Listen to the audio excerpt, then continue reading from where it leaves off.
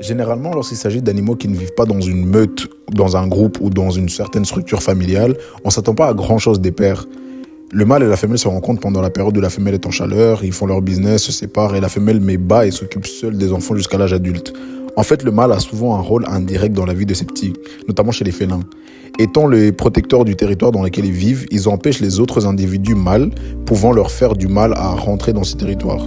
Et jusqu'à il y a encore quelques temps, on croyait que cette vérité s'appliquait sur tous les félins solitaires, tels que les jaguars, les léopards, les tigres, etc., etc. Mais les tigres ne respectent pas tellement cette règle telle que nous le croyons. Les tigres mâles contrôlent généralement des territoires pouvant aller aux alentours de 150 km², dépendant de l'espace et de l'accessibilité aux proies et d'autres facteurs comme les femelles, etc. Les femelles, elles, contrôlent des territoires plus petits inscrits dans ceux des mâles. Ça veut dire que dans le territoire d'un mâle, il peut y avoir une ou plusieurs femelles dépendant de la taille du territoire et de la taille qu'une femelle donnée occupe. Les relations sont plutôt amicales, pouvant même à de rares occasions aller au partage de nourriture entre un mâle et une femelle, ce qui est déjà quelque chose d'exceptionnel. Mais ce qui a vraiment surpris les chercheurs et les scientifiques, c'est quand ils ont réalisé que les tigres mâles avaient non seulement des relations avec leurs enfants, mais qu'à certaines occasions, ils s'en occupaient. Comme les femelles ont des territoires se trouvant dans ceux des mâles, lorsque les mâles patrouillent leur territoire, ils passent par les territoires des femelles, ce qui les amène souvent à rencontrer leur progéniture. Et étonnamment pour beaucoup, ces rencontres sont souvent affectives, montrées ici par un tigre mâle qui fait un bruit appelé prousten à la rencontre de son enfant. Le prousten étant une vocalisation qu'ils émettent pour se saluer ou transmettre qu'ils ressentent une émotion positive. C'est l'équivalent de ronronner chez les chats. Mais ça ne s'arrête pas là. Le 9 septembre 2011, une tigresse appelée Kashida ou T5 est morte dans un parc national en Inde. Elle laisse derrière elle 2 tigreaux âgés de 5 mois. Sans leur mère, elles n'ont aucune chance de survie étant donné qu'elles ne savent pas du tout chasser et dépendent fortement de leur mère. Les autorités du parc s'inquiètent et placent donc parfois de la nourriture pour augmenter leurs chances de survie. Le souci, c'est qu'il y a beaucoup d'autres prédateurs qui verraient 2 tigreaux sans protection, soit comme de la nourriture ou soit comme une chance d'éliminer la compétition avant qu'elle ne grandisse. Allez regarder ma vidéo sur les lions et les hyènes pour comprendre ce que je vais dire. Elles ont donc certes de la nourriture, mais ça ne garantit absolument pas leur survie. En mai 2011, on les revoit, mais cette fois-ci avec un mâle appelé Zalim, ou T25. Zalim, c'est le mâle qui contrôle le territoire dans lequel leur mère vivait. Il serait donc présumablement et logiquement leur père. Le temps passe et Zalim les protège toujours, et lorsqu'il chasse des buffles, il laisse même les 2 tigreaux d'abord se nourrir, et finit même par leur apprendre à chasser. À 9 mois, elles finissent par tuer une antilope, accomplissant alors leur première chasse. J'ai trouvé cette histoire vraiment intéressante parce qu'elle démontre que les règles qu'on instaure sur les animaux et qu'on croit comprendre dans la nature ne sont pas la vérité absolue. Après, quand les scientifiques voient ce genre de choses, ils disent qu'ils comprennent pas ou que ça doit être une anomalie. Je pense que le fait qu'il semble y avoir un schéma suivi et des règles dans la nature induit les gens à croire que la nature est un programme Internet. Alors que si on en croit à la théorie de l'évolution, ce qui assure la pérennité et donc l'adaptation d'une espèce à des circonstances données, c'est les mutations. Et je pense que le sens même d'une mutation, c'est le fait qu'elle soit imprévisible et totalement aléatoire, si je ne me trompe pas. La nature n'est pas un programme Internet, en fait. Ce qui la définit justement, c'est le fait qu'elle soit totalement imprévisible et donc vivante. Je pense qu'il faut peut-être qu'on change notre façon d'étudier le vivant. D'ailleurs, pour encore plus démontrer à quel point on ne sait rien des animaux et de leur fonctionnement, un après-midi,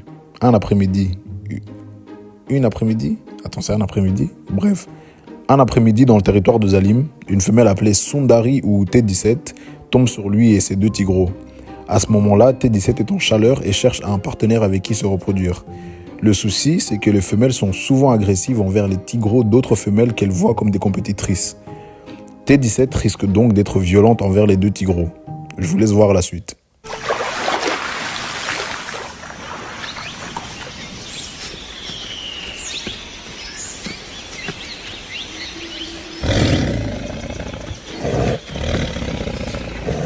One growl from Zalim says, "Stay back." Un grognement de Zalim dit « Reste où t'es ». But she's never been one to shy away. Mais elle n'a jamais été très timide.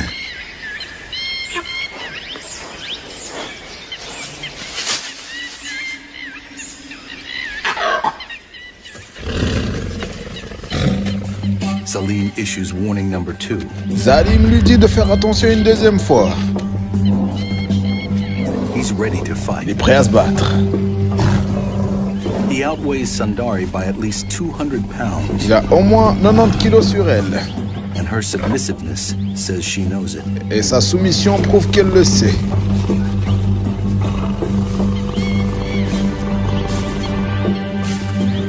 The frightened girls keep their distance. Les fillettes apeurées gardent leur distance.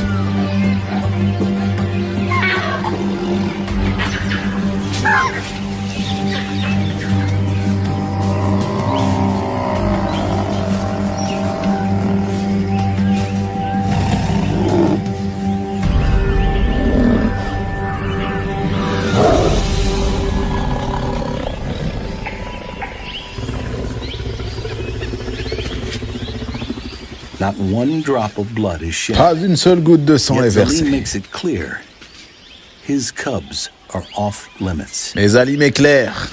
Ces tigros sont hors limite. What the fuck? Sundari packs up her resolve and heads home to the fort. Sundari se casse, honteuse de ne pas avoir pu baiser. Life goes on as usual in the hill area for Zalim's older cubs, now 2 years old. Qui aurait cru voir un animal qui, d'après les scientifiques, est totalement focalisé et contraint par ses instincts à la reproduction de l'espèce, refuser les avances d'une femelle qui cherche justement à faire ça? Je pense que les animaux ont des instincts, certes, et c'est un outil très utile pour les aider à survivre sans trop y réfléchir.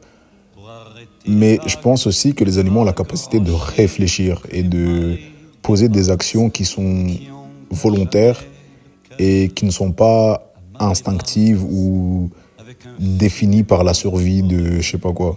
Zalim, ce tigre-là, je pense qu'il aurait totalement pu se reproduire avec cette femelle-là. Il aurait pu assurer la pérennité de son espèce et de ses gènes à travers d'autres femelles, etc. Et surtout, d'après ce que les scientifiques pensent, il faut avoir le mother instinct, genre l'instinct maternel pour pouvoir faire des actions comme ça, par exemple que ce tigre-là a porté envers ces tigros. Mais je pense pas que c'est vrai parce que il a justement eu des comportements qu'une mère pourrait avoir alors que c'est un mâle. Ça veut dire qu'il sait quand même que ça, c'est ses enfants, et il sait qu'il veut, enfin, il pose l'acte de s'en occuper, alors que c'est pas nécessaire de façon instinctive ou logique, ou je sais pas quoi, ou scientifique, je sais pas. Et surtout que même ce qui est logique d'accepter de se reproduire avec cette femelle-là, même ça, il le fait pas parce qu'il sait que ça pose justement un danger pour ceux qu'il a déjà. Et ça, c'est des comportements que je pense pas que cet instinct-là soit un instinct qui est chez les tigres mâles, l'instinct maternel. Je pense juste que c'est un tigre qui veut s'occuper de ses enfants, comme un homme peut vouloir s'occuper de ses enfants. Franchement, on ne devrait pas être si choqué que ça. C'est pas si choquant que ça.